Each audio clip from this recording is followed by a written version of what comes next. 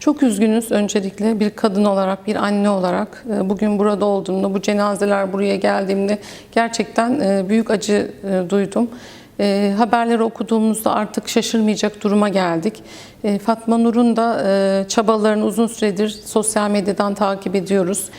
Böyle olmamalıydı. Çok genç bir kadın, küçücük bir evlat. Ülkemizin ne kadar güvensiz bir dünya içerdiğini bize bir kere daha gösteriyor. Şu anda bir sebep yok. Faili meçhul bir istatistik, bir kadın ölümü daha olduğunu görmek ve bunun devam ettiğini görmek gerçekten bizi çok üzüyor. Öncelikle adaletin olmadığını görüyoruz. Adaletin kadınları ve çocukları koruması gerektiği bir ülke olduğunu düşünüyoruz. Ve bugün bizler korumasız olursak yarın da aynı şeyler devam edecek ve bu istatistikteki kadın ölümlerinin sayılarının artacağını da görmeye devam edeceğiz. Buna bir dur dememiz gerekiyor. Bugün burada bu cenazede bile çok daha büyük bir protestonun, bütün kadınların burada olmasını ben gerçekten çok isterdim. Ama maalesef bazı şeyler çok iyi aksettirilmiyor ve gizli bırakılıyor. Bunun da etkisi var. Duyurulmuyor çekilen acılar. Belki bizim görmediğimiz, bilmediğimiz binlerce bu durumda olan kadın ve çocuk var. Seslerin çıkardıklarında dahi bir sonuç alınamaması çok büyük bir acı.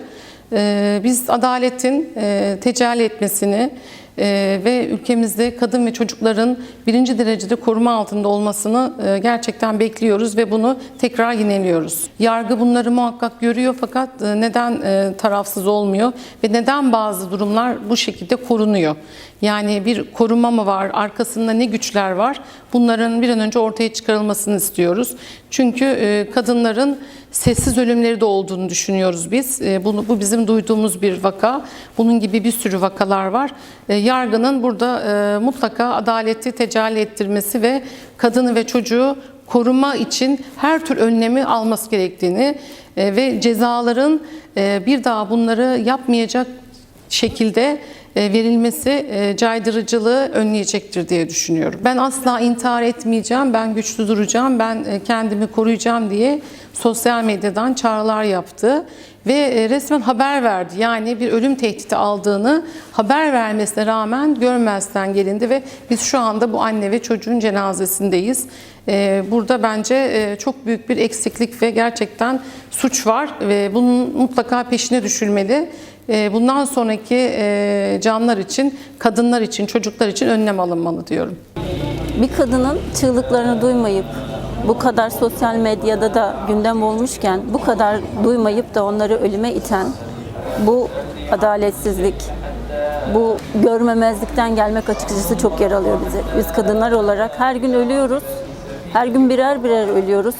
Erkek egemen toplumda biz öldürülüyoruz teker teker ve bunu hiç kimse görmüyor. Görmemezlikten geliyor. Bu çok acı. Çok içimiz acıtıyor bu. Yargı gerçekten bunu caydırıcı cezalar vermeleri gerekiyor. Adam diyor zaten öldürsem kaç gün yiyeceğim, ihale alacağım, şunu alacağım. Kolaylıkla kaçabiliyor. Yargı daha ağır yaptırımlar uygulamalı bence bu şu cezalarda. Nasıl olsa ceza almayacağım. Bulunduğu yer, vakıflar kendilerini güvende hissettiriyorlar bence. Kadınlara birleşmemiz gerektiğini düşünüyorum. Ses çıkarmamız gerektiğini düşünüyorum. Bireysel olarak kimse bir şey yapamaz ama bir toplanıp bir bütün olduğumuzda eminim çok şey değişecektir ülkede.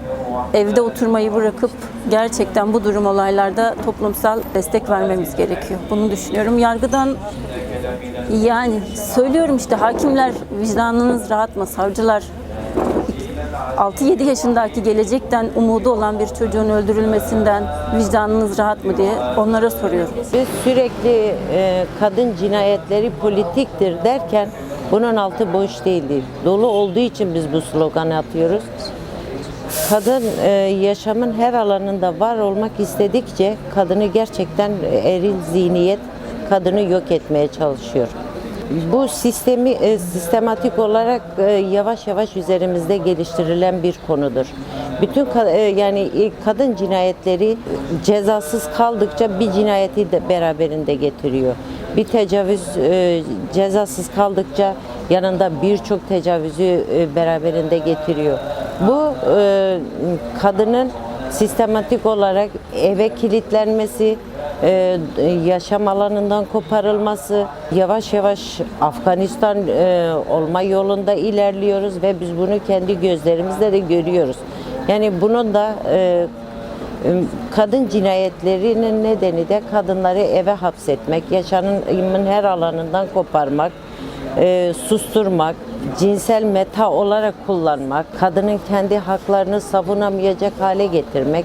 Başını kaldıran her kadın bugün gördüğümüz gibi öldürülüyor.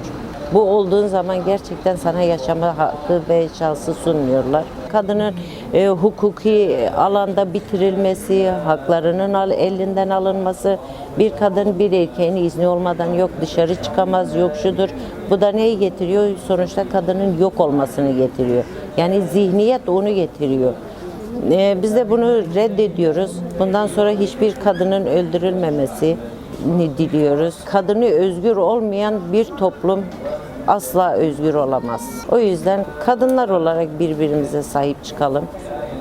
Birbirimizin can yoldaşı olalım.